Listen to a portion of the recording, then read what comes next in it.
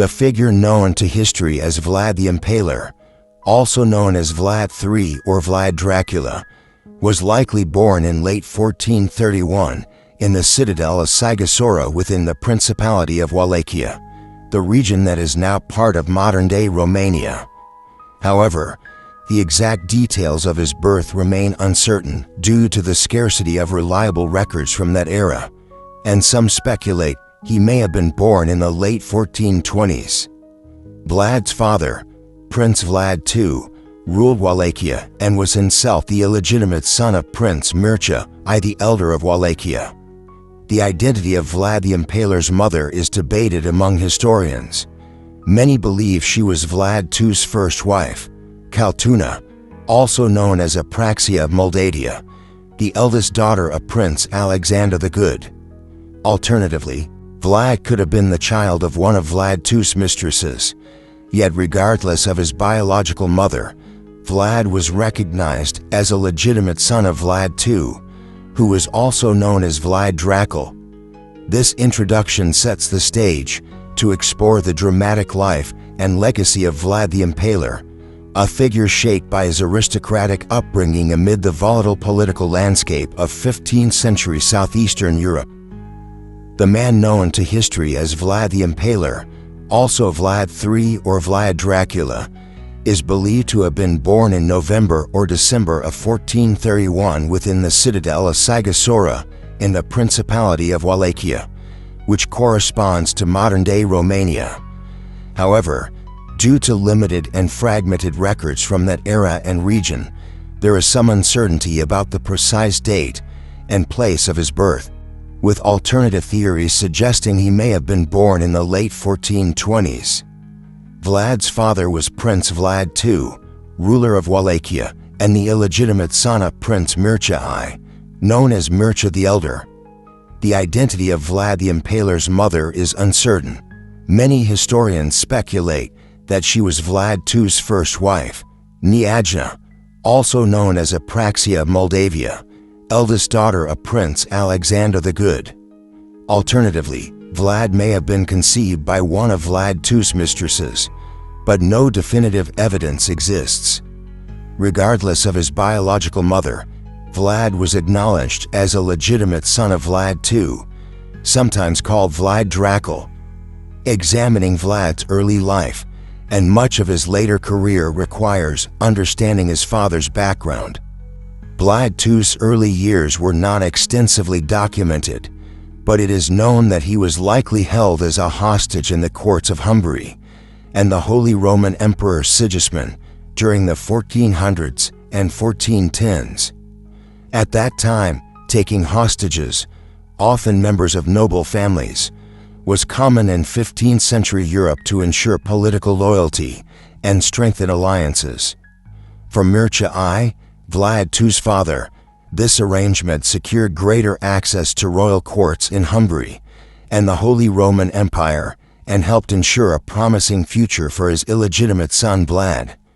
Meanwhile, Emperor Sigismund aimed to guarantee the faithfulness of Wallachia, located on Hungary's eastern borders, by holding Vlad II hostage.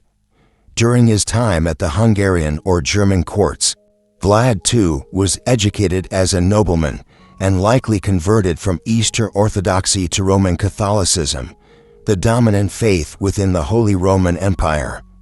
After the death of Mircea I in 1418, Vlad II was no longer obligated to remain at Emperor Sigismund's court, but he chose to stay on as the emperor's page to further his education in chivalry and aristocratic customs.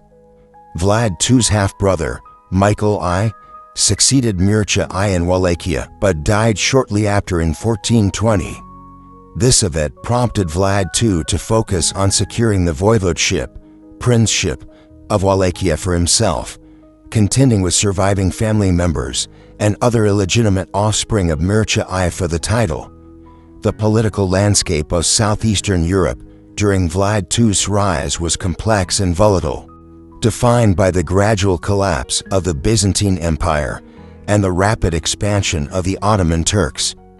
The Balkans had long been dominated by the Byzantine Empire, the Eastern Roman Empire's successor, which by the late 14th and early 15th centuries was reduced to controlling only Constantinople and limited territories in Greece.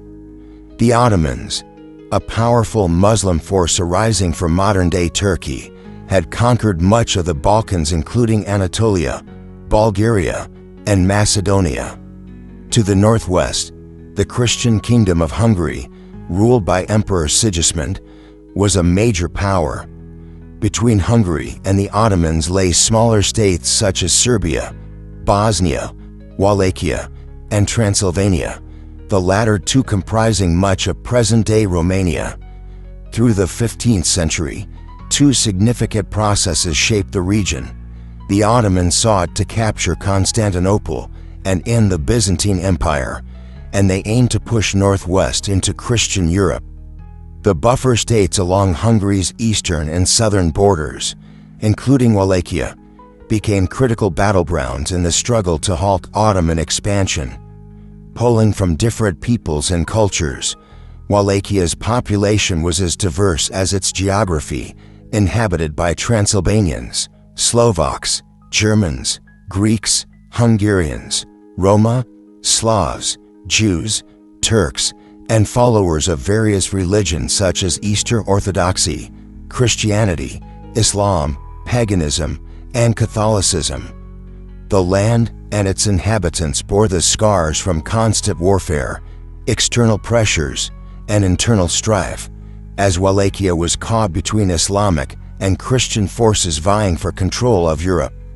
Though Vlad II, as an illegitimate son of Mircea I, was initially not first in line for the throne after Michael I's death, he eventually ascended to rule Wallachia twice, first from 1436 to 1442, then from 1443 until his death in 1447. At the time of Vlad the Impaler's birth, however, these rulerships were yet to come. Vlad II was assigned by Hungarian nobles to defend Sighisoara, guarding mountain passes from Transylvania into Wallachia against potential Ottoman raids. This defensive role was crucial because if Wallachia fell to the Ottomans, it could trigger a large-scale Islamic offensive into Europe, severely weakening the Christian states. When Vlad II came to power in 1436, he faced a precarious situation. Wallachia was torn between the rising Ottoman threat and the competing factions of the Catholic courts in Europe. Expected to align with fellow Christians against the Muslim Ottomans, Vlad II was inducted into the Order of the Dragon in 1431, a military order founded by Emperor Sigismund in 1408 to protect Christian lands from enemies, particularly the Ottomans in the southeast. His membership in this prestigious order earned him the cognomen Dracula, meaning dragon, though in modern Romanian it also translates as devil. Vlad II fathered several children, including 3 legitimate sons, Mircea II, Vlad III, the Impaler, and Radu the Handsome, and at least 1 illegitimate son, Vlad the Monk. All of his sons bore the surname Dracula, meaning son of the dragon, a title Vlad III would famously carry throughout his life. From the age of 5, Vlad Dracula began his training as a nobleman's son, acquiring skills essential for leadership in a militarized frontier. His education involved jousting, horsemanship, court etiquette, archery, strategy, swimming, hunting, tracking, and combat training. He excelled in these disciplines, developing the foundation for his future career as Prince of Wallachia and military leader. Vlad also became exposed to emerging warfare technologies such as firearms and cannons, which were transforming the nature of European conflict. Raised alongside his siblings in an aristocratic household, Vlad received a comprehensive education, including reading, philosophy, writing, mathematics, classical studies, and multiple languages, guided by noble tutors and courtiers. Though likely raised in the Eastern Orthodox faith, he was also instructed in history, politics, and the complicated dynamics of Wallachia within the broader contexts of land, faith, and war.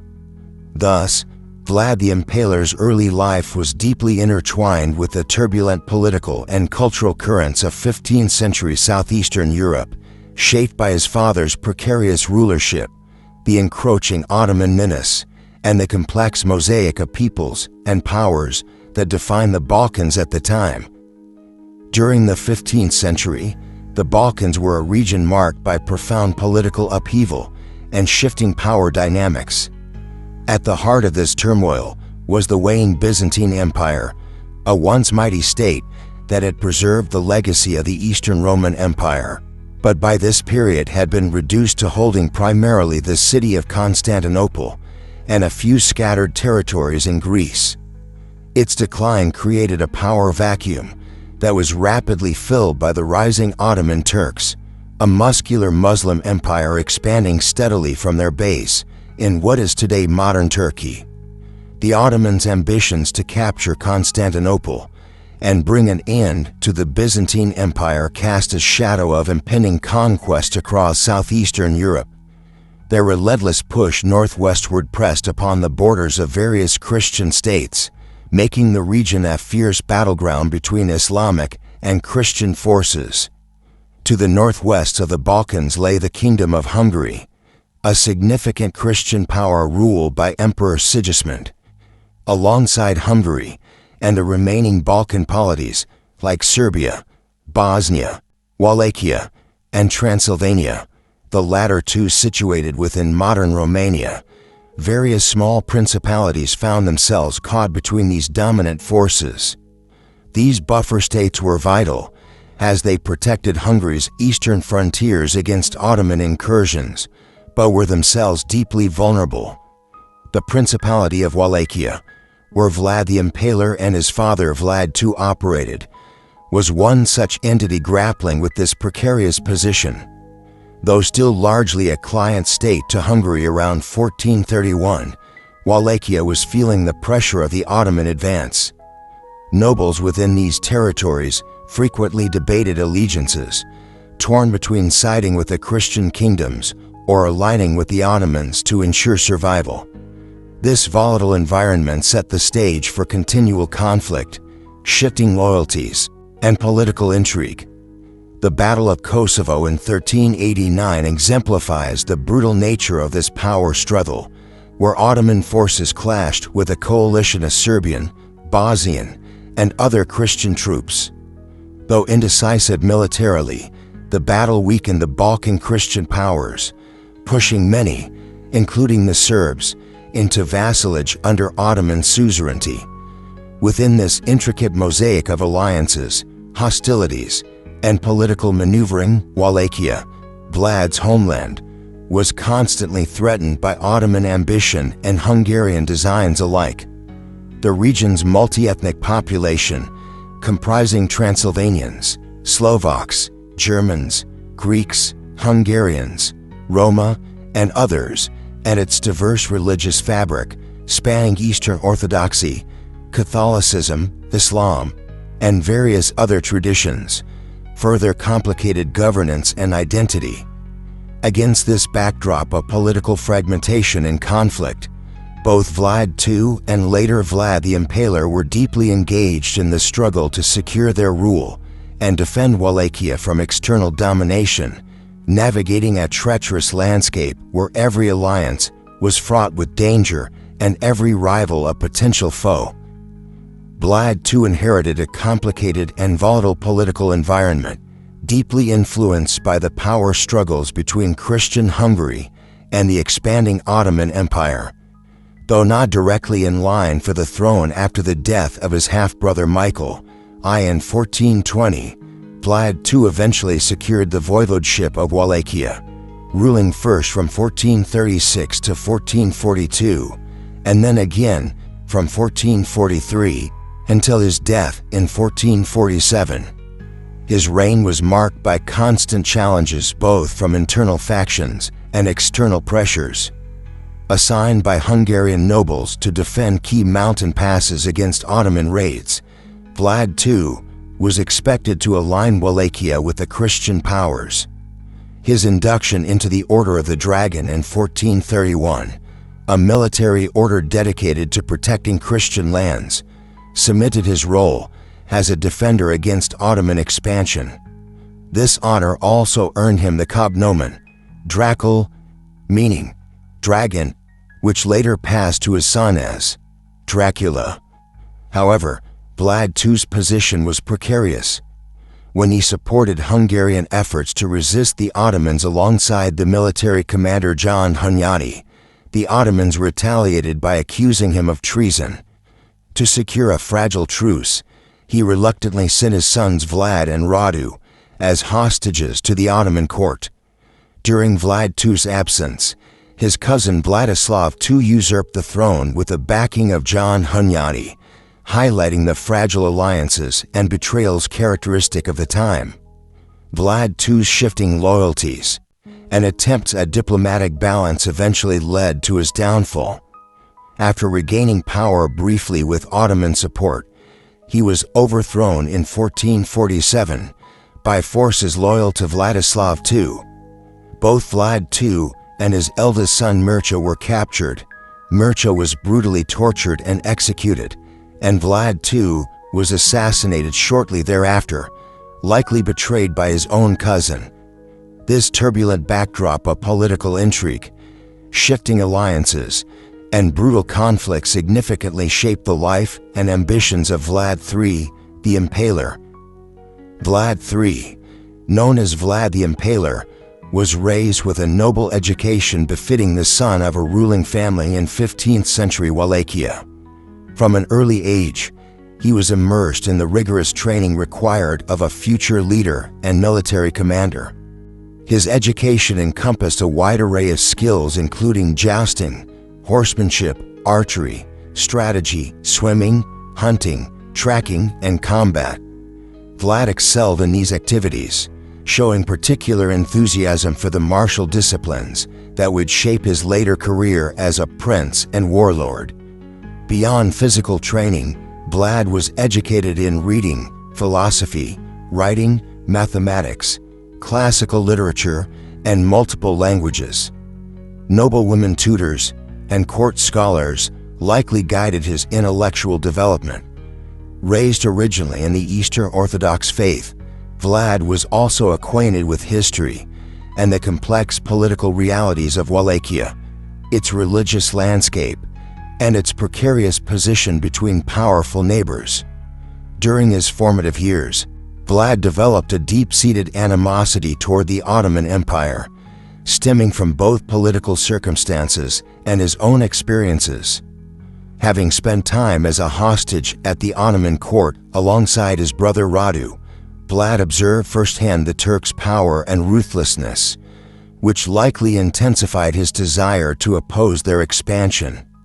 This formative period instilled in him a fervent ambition to reclaim Wallachia's throne and to defend his homeland strategically and decisively against Ottoman encroachments. Thus, Vlad's early education and upbringing laid the foundation not only for his prowess as a military leader, but also for his enduring commitment to securing Wallachian independence and resisting foreign domination. His skills, knowledge, and personal vendettas would fuel his fierce and often brutal approach to leadership in the years to come. Following a period marked by family betrayals and intense political upheaval, Vlad III, known as Vlad the Impaler, seized control of Wallachia, a principality situated in present-day Romania. His ascent was not merely a matter of inheritance, but a bold assertion of authority crafted through acts of retribution against those who had wronged his family. Initially, Vlad found himself at the heart of a volatile landscape where allegiances frequently shifted. After the death of his father, Vlad II Dracula, and his half-brother, both victims of internal treachery, Vlad III was determined to reclaim his family's standing and assert his dominion. With the support of the Ottoman forces, likely given in the expectation of a loyal vassal, Vlad managed to depose his cousin Vladislav II around 1448, who had previously seized the throne. Once in power, Vlad began consolidating his rule by firmly dealing with nobles and rival factions suspected of betraying his lineage. One of the earliest, though possibly apocryphal, stories recounts how Vlad invited potential conspirators to a feast, only to have them stabbed by his men and then impaled, a gruesome display intended to deter dissent and affirm his authority. Such acts, whether entirely factual or exaggerated through lenses of the time, illustrate the severe methods Vlad used to command respect and instill fear. Despite his initial success, Vlad's reign was short-lived. The Hungarian-backed forces and local boyars ousted him, reinstalling his cousin Vladislav II. Consequently, Vlad was forced into exile in the neighboring realm of Moldavia, where he stayed with relatives until further opportunities arose. This tumultuous rise was shaped by Vlad's relentless ambition to reassert his family's power amidst the complex and often violent political environment of 15th century southeastern Europe. His strategic utilization of both alliances and intimidation set the stage for his later rule and his enduring legacy as a formidable, if fearsome, leader. Vlad the Impaler's rule was marked by an extraordinary level of cruelty and ferocity, which cemented his fearsome reputation throughout Wallachia and beyond. Upon ascending to power, Vlad quickly established his authority through violent reprisals aimed at those he deemed traitors or enemies, particularly targeting the boyars, the local nobles suspected of conspiring against him or involved in the deaths of his father and brother. His preferred method of punishment, impalement, became infamous as a gruesome symbol of his reign. Victims were skewered on sharp stakes and often displayed publicly as stark warnings to others who might challenge his rule. Beyond impalement, Vlad employed a range of brutal punishments to instill terror and maintain control. These included mutilations, such as the cutting off of fingers, toes, ears, and noses, skinning alive, burning, and exposing victims to wild animals. Accounts, perhaps exaggerated by later chroniclers, alleged that Vlad sometimes reveled in these tortures, even dining while his captives suffered nearby. His harsh treatment extended even to women accused of infidelity, who faced particularly savage fates involving mutilation and impalement, often in the presence of their lovers. One notable episode illustrating his ruthless approach involved the Saxon merchants in the city of Brasov.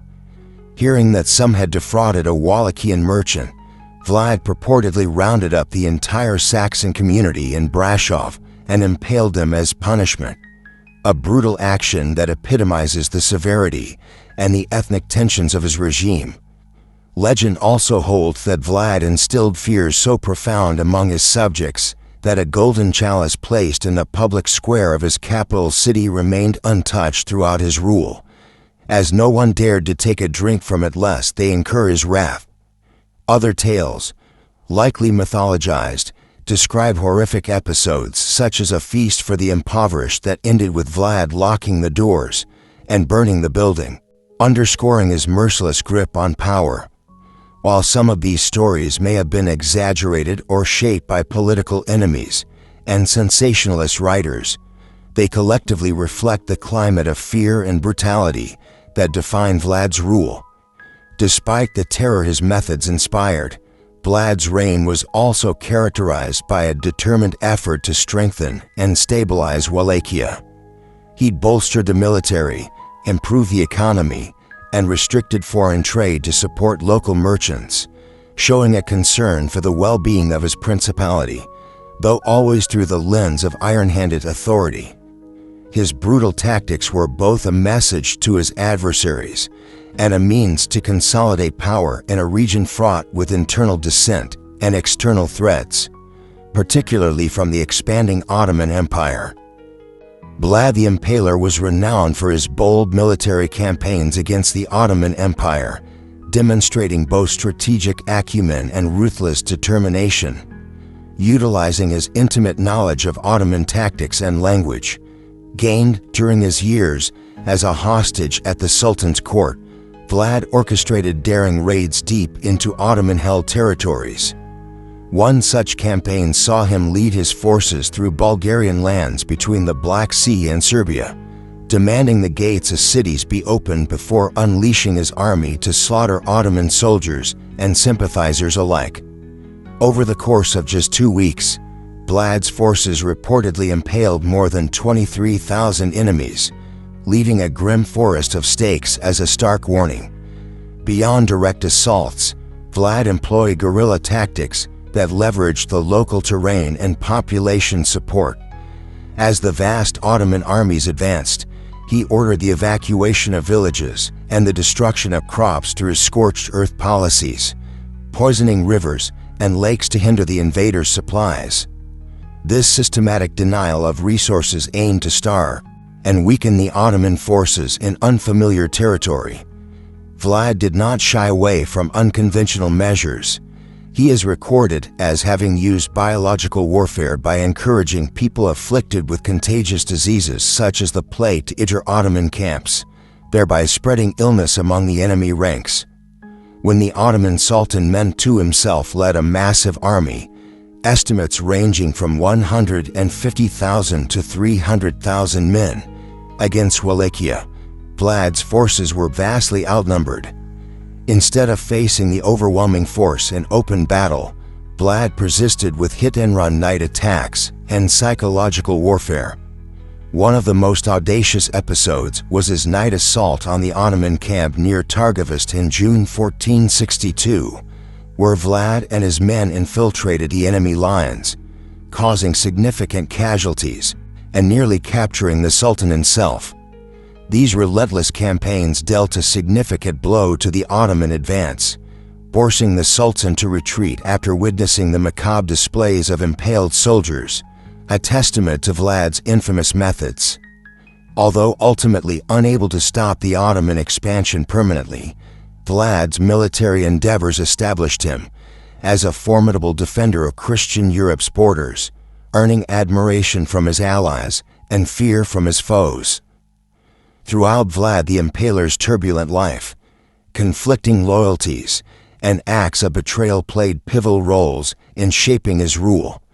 His relationship with the Kingdom of Hungary was especially fraught, marked by shifting allegiances and deep mistrust. Initially, John Hunyadi, a powerful Hungarian military leader, saw potential in young Vlad and extended protection to him after Vlad was forced into exile. Their alliance was born out of mutual need. Hunyadi sought allies against the Ottoman Turks, and Vlad required support to reclaim his position in Wallachia. Despite this alliance, distrust lingered. After Vlad reclaimed the throne with Ottoman support, the Hungarians and Transylvanians repeatedly thwarted his rule, reinstating Vladislav II in opposition to him. Diplomatic maneuvering and military engagements between Vlad and these factions continued, illustrating the precarious nature of Balkan politics at the time. In 1462, Vlad's campaign against the Ottomans intensified, but his advances alarmed the Hungarians as well. Later, King Matthias Corvinus, successor to John Hunyadi, betrayed Vlad by imprisoning him under suspicion of collusion with the Ottomans, illustrating the fragile and often treacherous relationships Vlad navigated. Meanwhile, Vlad's own brother Radu aligned with the Ottoman Sultan, further complicating familial loyalties and adding to the political intrigue.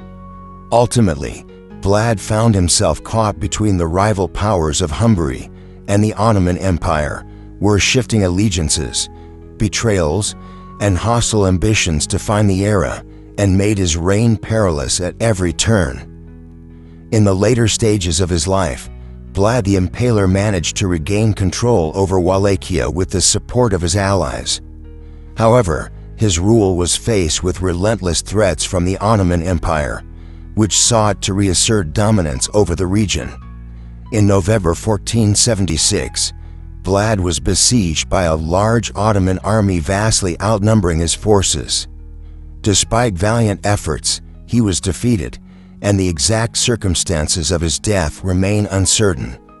It is believed that Vlad died either during the battle, possibly killed by the Ottomans, or betrayed and murdered by rival Wallachian nobles. Some accounts suggest he was fatally wounded in a hunting accident around this time. Following his death, various legends arose surrounding his demise. One tale proposes that he was captured, ransomed, and died in Italy, though this theory lacks solid historical support. The most widely accepted narrative is that Vlad was killed by the Ottomans, with reports of his head being severed, preserved in honey, and sent to Istanbul as proof. The location of Vlad's burial remains shrouded in mystery.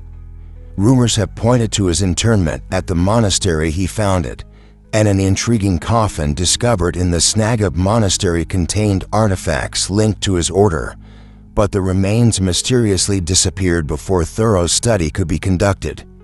His death marked the end of an era for Wallachia, which continued to be embroiled in turmoil and shifting allegiances between the Ottomans and neighboring Christian powers. The legacy of Vlad the Impaler, also known as Vlad III or Vlad Dracula, remains enshrouded in a complex web of history and myth. Although his rule is often remembered for its brutal and terrifying punishments, most notably impalement, his place in history is far more nuanced. To many, Vlad was a fierce defender of his homeland, valiantly resisting the relentless expansion of the Ottoman Empire into southeastern Europe during the tumultuous 15th century. Over time, Vlad's reputation underwent considerable transformation, influenced by differing perspectives across cultures and centuries. While some contemporaries and later chroniclers painted him as a cruel tyrant, others regarded him as a steadfast protector of Christian lands, embodying the resistance to Islamic incursions. His fierce, sometimes savage methods were typical of the era's harsh power struggles, marked by bloodshed and political intrigue. The mystique of Vlad the Impaler was further enchanted and distorted by literary imagination, culminating in Bram Stoker's 19th-century Gothic novel, Dracula. Though Stoker borrowed Vlad's name, his depiction of the vampire was inspired more by regional folklore and supernatural tales than by the man himself. This novel immortalized Dracula as a symbol of evil and horror, often overshadowing the historical figure's more complex reality. In examining Vlad's life and legacy, it is essential to recognize the mixture of fact and fiction, a story shaped by political propaganda, cultural biases, and the passage of time. His story continues to provoke debate. Was he a dark, fearsome ruler whose cruelty was a product of his violent context, or was he a national hero who fiercely protected his people against overwhelming odds? This dual legacy serves as a reminder of how history is often interwoven with legend and how figures, like Vlad, persist in our collective imagination, bridging the space between myth and reality. Vlad III Dracula's legacy remains deeply complex, intertwining historical fact with myth and legend. While many portray him as a merciless tyrant, his actions were shaped by the brutal realities of 15th-century southeastern Europe, a volatile battleground between Christian and Ottoman powers. Vlad's methods, though harsh and often cruel, were responses to the political and military pressures of his time, marking him as both a fierce defender of Wallachia and a figure enveloped in darkness. His story continues to provoke debate, compelling us to reflect on the true nature of his character amid the turbulent era he lived in and the narratives that have since emerged. If you found this detailed journey into the life and legacy of Vlad the Impaler captivating, please consider subscribing, liking, and sharing your thoughts in the comments below. Your engagement helps keep the discussion alive and allows more people to explore the fascinating history behind this enigmatic figure. Thank you for being part of this exploration.